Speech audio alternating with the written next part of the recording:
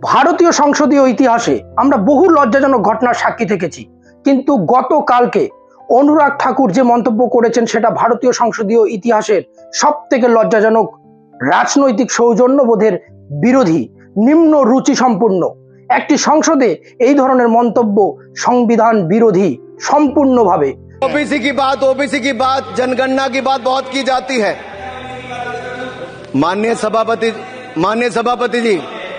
सभापति जी, जिसकी जात का पता नहीं वो गणना की बात करता है, जिसकी जात का पता नहीं वो गणना की बात करता है।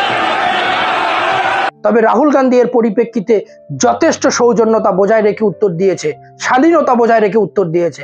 আমরা লড়াই করতে এসেছি, লড়াই করব, জিততে এসেছি, তাই আমাকে আমার লড়াই লড়তে হবে, এরকমই মন্তব্য করেছেন রাহুল গান্ধী। सर, जो भी इस देश में दलितों की, आदिवासियों की, पिछड़ों की बात उठाता है, जो भी उनके लिए लड़ता है, उसको गाली खाना ही पड़ता है। और मैं ये सब गालियां खुशी से खाऊंगा, क्योंकि महाभारत की बात हुई तो महाभारत में अर्जुन को सिर्फ मच्छी की आंख दिख रही थी, उसी प्रकार मुझे सिर्फ मच्छी की आंख दिख रही है। जाति जनगणना हम करा के दिखाएंगे, खत्म। आपको जितनी गाली देनी है आप दीजिए, हम खुशी से लेंगे। अखिलेश यादव খুবই আক্রমণাত্মক প্রতিক্রিয়া জানিয়েছেন। इनसे ये पूछना चाहता हूं, आपने जाति कैसे पूछ ली, ये बताइए बस। आप जाति कैसे पूछ सकते हैं? आप बताएं, जाति कैसे पूछ सकते हैं? आप पूछ के दिखाओ जाति को। आप जाति कैसे पूछोगे? तुम कैसे पूछोगे जाति? আপনাদের মনে করিয়ে দিতে চাই, গত 29শে জুলাই রাহুল গান্ধী সংসদ ভবনে খুব তীব্রভাবে জাতি জনগণনার দাবি জানিয়েছেন। चक्रव्यूह बनाया है, इस चक्रव्यूह से करोड़ों लोगों को नुकसान हो रहा है, दर्द पहुंच रहा है, और हम इस चक्रव्यूह को तोड़ने जा रहे हैं। और तोड़ने का सबसे बड़ा तरीका, जिससे आप लोग डरते हो, कांपते हो, वो है जाति जनगणना।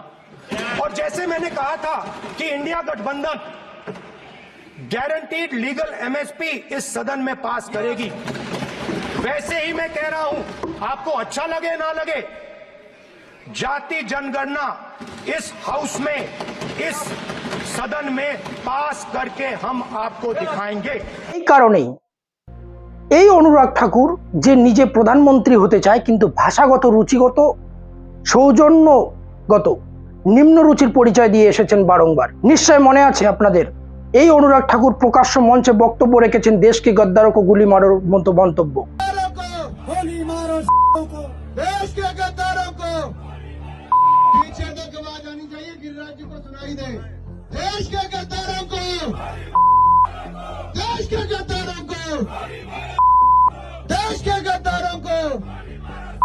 আপনাদের জানার খাতিরে বলছি, এই মন্তব্য আইন বিরোধী।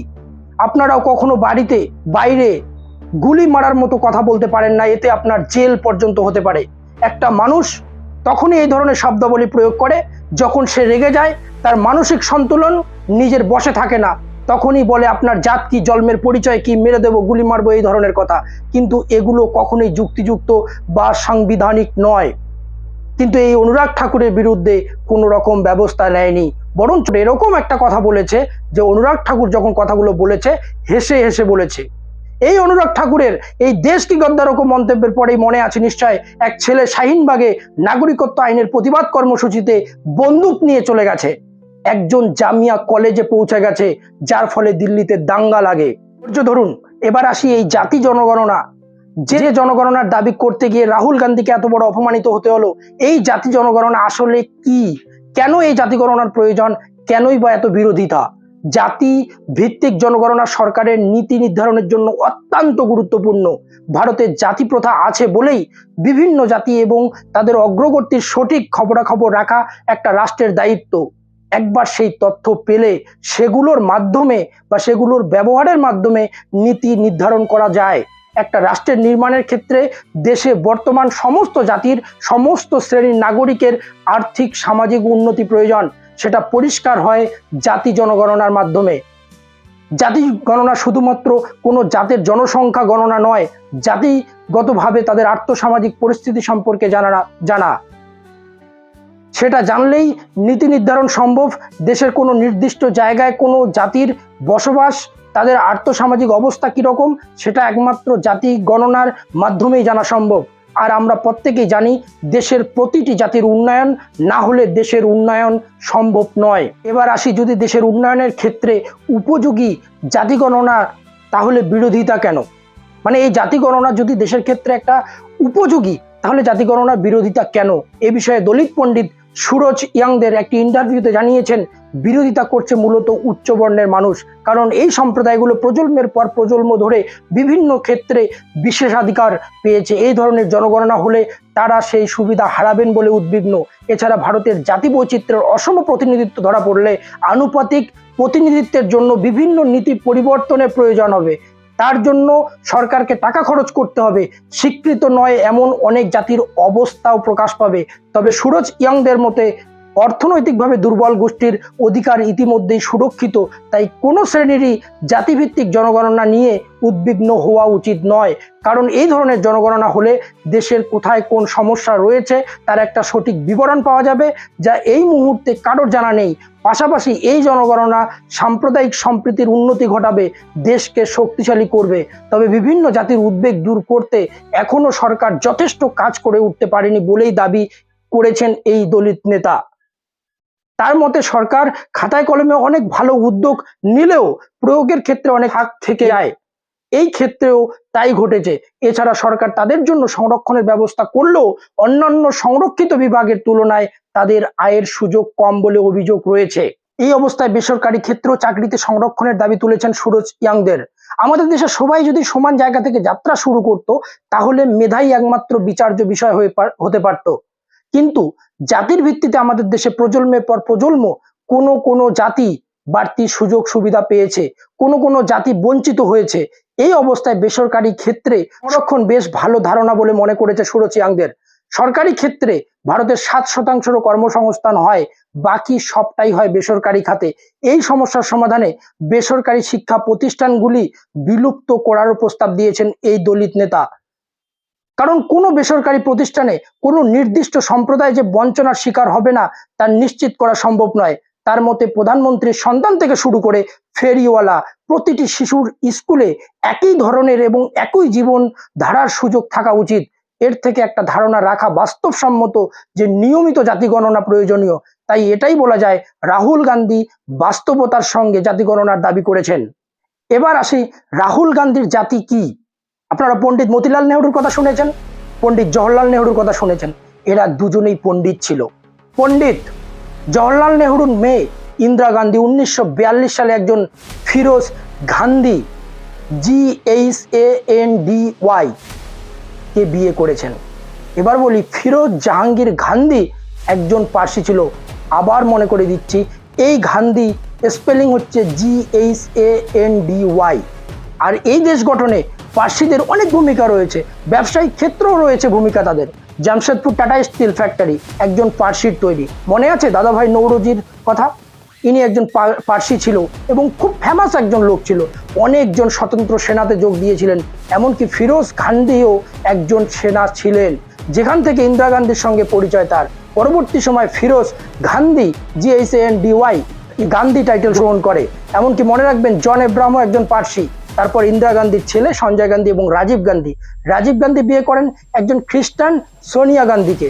সেই হিসাবে যদি আমরা দেখি, রাহুল গান্ধী একজন পার্সি হলো। খান বা মুসলিম কবে হলো? কিন্তু বিজেপির যারা ক্রিটিসাইজ করে, যারা প্রোপাগান্ডা চালায়, তারা কিন্তু এই আজকের দিনে রাহুল গান্ধীকে রাহুল খান থেকে শুরু করে মুসলিম বহু ধরনের কথাবার্তা বলছে। কিন্তু এগুলো পুরোপুরিভাবে শুধুমাত্র হোয়াটসঅ্যাপ ইউনিভার্সিটির জন্য, এগুলো শুধুমাত্র প্রোপাগান্ডা চালানোর উদ্দেশ্যে, এগুলো সম্পূর্ণ মিথ্যেই ভরা। বাস্তবে রাহুল গান্ধী একজন পার্সি। মনে আছে নিশ্চয় আপনাদের, ওয়াসিম রিজভি একজন মুসলিম ছিল, কিন্তু 2 মিনিটে সে হয়ে গেল জিতেন্দ্র নারায়ণ ত্যাগী। তো 2 মিনিটে কেউ যদি হিন্দু হতে পারে, তা রাহুল গান্ধী কি দাঁড়ালো?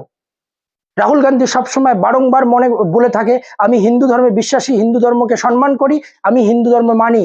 তাহলে সে হিন্দু হতে পারে না কেন? সব থেকে বড় ব্যাপার, রাহুল গান্ধী মানব ধর্মে বিশ্বাসী। কংগ্রেস যেখানে 100 বছর পূর্বেও জাতপাতের ঊর্ধ্বে উঠতে পারে, ব্রাহ্মণ পরিবারের মেয়ে একজন পার্সিকে বিয়ে করতে পারে, এবং ব্রাহ্মণ পরিবারে বা একজন পার্সির যদি খ্রিস্টানকে বিয়ে করতে পারে, তাহলে 100 বছর পূর্বে তারা জাতপাতে উঠতে পেরেছিল। কিন্তু বিজেপি একবিংশ শতাব্দীতে দাঁড়িয়ে পারছে না। আর এমনটা কখনোই নয় যে জাতি গণনার দাবি জানানো মানেই জাতপাতের রাজনীতি করা। জাতি গণনার দাবি জানানো মানে সমাজে দলিত, পিছিয়ে পড়া জাতির ন্যায্য সাংবিধানিক অধিকারকে সংরক্ষিত করা, সুরক্ষিত করা, দেশের সার্বিক উন্নয়ন সুনিশ্চিত করা। রাহুল গান্ধীর জাত হলো রাহুল গান্ধীর পরিবারের প্রতিটি সদস্য, পূর্বপুরুষ, দাদুরা স্বাধীনতা সংগ্রামের সঙ্গে যুক্ত ছিল, দেশের জন্য লড়াই করেছে, জেল খেটেছে, কেউ শহীদ হয়েছে, এবং আজ পর্যন্ত পরিবারের প্রতিটি সদস্য দেশের জন্য লড়াই করে চলেছে। আসুন কংগ্রেস নেত্রী সুপ্রিয়া সিনেট কি বলেছে আমরা শুনবো। अनुराग गोली मारो ठाकुर जी, मैं आपकी जात जानने में तनिक भर भी इच्छुक नहीं हूं, लेकिन आप बार बार अपना चरित्र पूरी दुनिया को, पूरे देश को दिखाते रहते हैं। दिल्ली में भड़काऊ दंगे हुए और उसके दौरान आपने मंच से गोली मारने के नारे लगवाए। आप वही अनुराग ठाकुर हैं। आप वही अनुराग ठाकुर हैं जिसने आज सदन में मर्यादा की हर सीमा ला। आप वही अनुराग गोली मारो ठाकुर हैं जिसके पास जब कहने को कुछ नहीं बचता, और वैसे भी आपके पास कहने को कभी कुछ औचित्य वाला होता ही नहीं है, तो आप औनी पौनी बेफिजूल की बातें, भड़काऊ भाषण, नफरती एजेंडा चलाने लगते हैं। और आज आपने वही सदन में भी किया, वरना आपकी उपयोगिता ही क्या है आपकी पार्टी में? आपने ऐसा कौन सा राजनीतिक कीर्तिमान स्थापित किया है? यही ट्रोल बने रहना, यही अपशब्द बोलना, यही मर्यादा को लांघना तो आपकी पहचान है।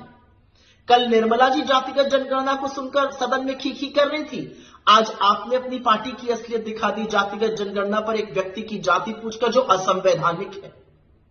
असलियत तो यह है कि चाहे वो जातिगत जनगणना हो, चाहे वो बेरोजगारी हो, चाहे वो गरीबी हो, महंगाई हो, अग्निवीर हो, किसानों की समस्या हो, नरेंद्र मोदी को चारों तरफ से राहुल गांधी ने और इंडिया गठबंधन ने घेर लिया है। और इसलिए नरेंद्र मोदी ने आप जैसे प्यादों को मंच पे उतारा है, जिससे कि आप लोग अमर्यादित भाषण दीजिए, अपशब्द बोलिए और मर्यादा की सीमा लांघिए। आप वाकई में राहुल गांधी की जात जानना चाहते हैं? जाके पता करिए कि किसके परदादा ने इस देश की आजादी के लिए 9.5 साल जेल में बिता दिए, किसके दादा ने अपनी जवानी इस देश के लिए खपा दी, किसकी दादी और किसके पिता ने इस देश के लिए शहादत दी, किसकी मां ने लाख लांछन सुनकर भी इस देश के प्रति अपना समर्पण बरकरार रखा। और खुद राहुल गांधी, उनके सामने खड़े रहने की आपकी ना नैतिक धुरी है, ना हैसियत है। आप राहुल गांधी की जात जानना चाहते हैं? पहले यह समझ लीजिए कि ये राहुल गांधी के पुरखे थे जिन्होंने ऐसा संविधान बनाया, कांग्रेस पार्टी के नेताओं ने ऐसा संविधान बनाया, बाबा साहब ने ऐसा संविधान बनाया, जिसके तहत आज आप सदन में खड़े होकर सदन की ही मर्यादा को लांघ रहे थे। राहुल गांधी की जात जानना चाहते हैं? चले जाइए रामचेत मोची के पास, वो बताएगा राहुल गांधी की जात। चले जाइए रामेश्वर सब्जी बेचने वाले के पास, चले जाइए निर्भया की मां के पास, चले जाइए हाथरस की गुड़िया के परिवार के पास, चले जाइए तमाम शहीद अग्निवीरों के परिवार के पास, चले जाइए इस देश के करोड़ों दलित, शोषित, वंचित, आदिवासी लोगों के पास, वो आपको राहुल गांधी की जात बता देंगे।